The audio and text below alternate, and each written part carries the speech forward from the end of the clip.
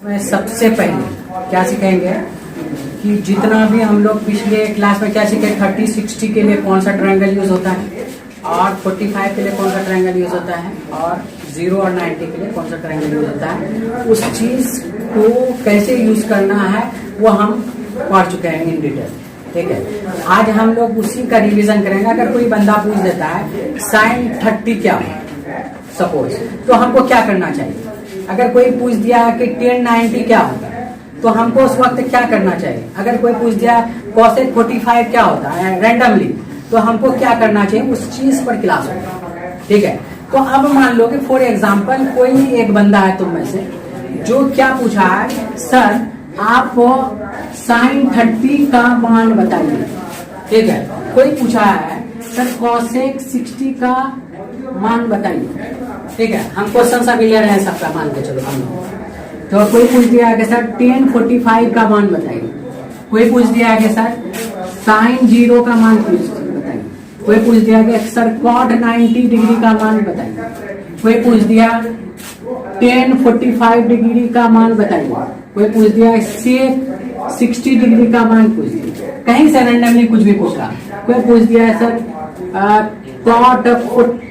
cot 30 degree का मान पूछ रहा। ठीक है, और देखो आपको पूछ दिया हमको tan 60 का मान बताइए। ठीक है, तो इस तरीके से कई क्वेश्चन बन सकता है।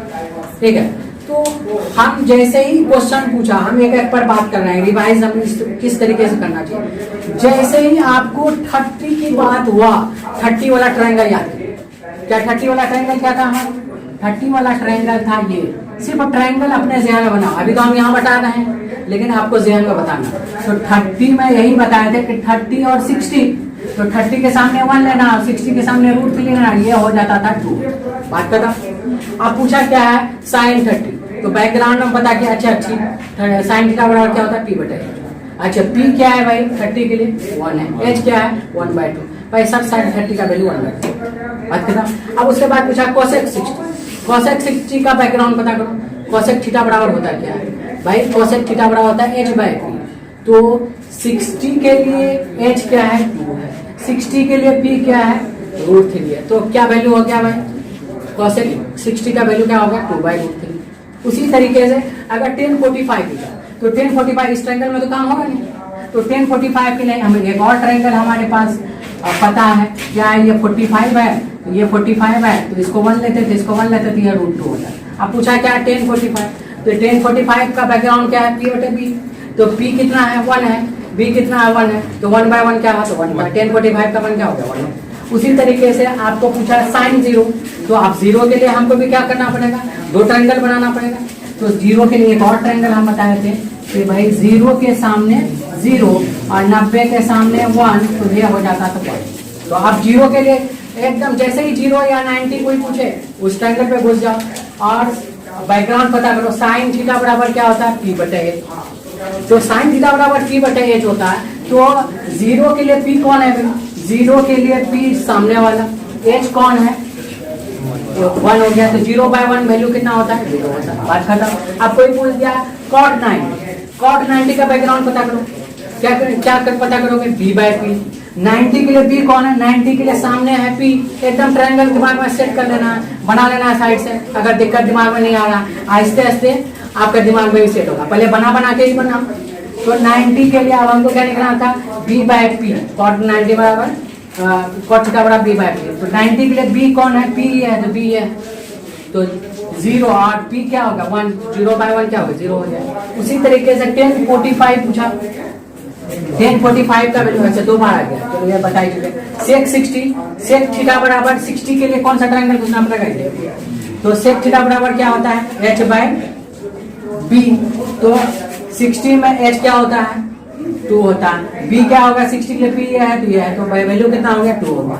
उसी तरीके से अगर cot 30 पूछ लिया, पर 30 के लिए यही ट्रायंगल घुसना होगा। तो 30 के लिए तो cot का बैकग्राउंड क्या है b/p। 30 के लिए b कौन है p ये है, तो b है, तो √3। अब p कौन है 1 है, तो √3/1 क्या होगा √3 होगा। उसी तरीके से पूछ दिया tan 60, तो tan 60 भाई कौन ट्रायंगल यूज करना होगा ये वाला। तो tan 60 बराबर क्या है, tan थीटा का बैकग्राउंड क्या है b/b। तो 60 के लिए P कौन है, √3 है, P कौन है, 1 है, तो क्या हो गया √3। बात खत्म है। कौन बड़ा चीज है, एंगल तो हम समझते कुछ है ही नहीं। अब जहां जो जरूरत है आप डायरेक्ट ट्रायंगल बनाए, आपको सिर्फ एक ही तो बात रखना है, ये ट्रायंगल। और ट्रायंगल का प्रॉपर्टी याद रखना है भाई, जो एंगल लेंगे उसके सामने वाला भुजा P कहलाता है, उसके अलावा B होता है, और ये करते हैं। इतना तो नॉलेज है, आपका कोई भी वैल्यू निकालना कोई टफ है ही नहीं। तो बहुत सारे लोग अलग अलग टेक्निक देते हैं, ये हमारा अपना बनाया हुआ टेक्निक है, ये किसी बुक में आपको नहीं मिलेगा, ठीक है। और मुझे लगा इससे अच्छा टेक्निक कोई नहीं हो सकता, नहीं तो लड़का रात भर दिन भर याद करते रहता है, ठीक है। बहुत सारे टीचर ये यूज करते हैं, 0 1 2 3 4 लिखो, उसको डिवाइडेड बाय 4 करो, फिर उस पर रूट चलाओ, फिर तुमको चाहिए क्या, साइन का वैल्यू जब तक पता नहीं होगा कॉस का नहीं करोगे, तो उल्टा किया जाता है। फिर 10 का वैल्यू तब तक पता नहीं होगा जब तक साइन और कॉस को डिवाइड नहीं करोगे। तो ये बहुत बड़ा झमेला है, इसमें कोई टेंशन नहीं है, ट्रायंगल याद रखो, काम खत्म। अभी निकालेंगे नहीं निकालो, क्या टफ लगा जी, कोई टफ ही नहीं है। चलो आज इतना ही क्लास करते हैं, ठीक है। उसके बाद हम लोग एक्सरसाइज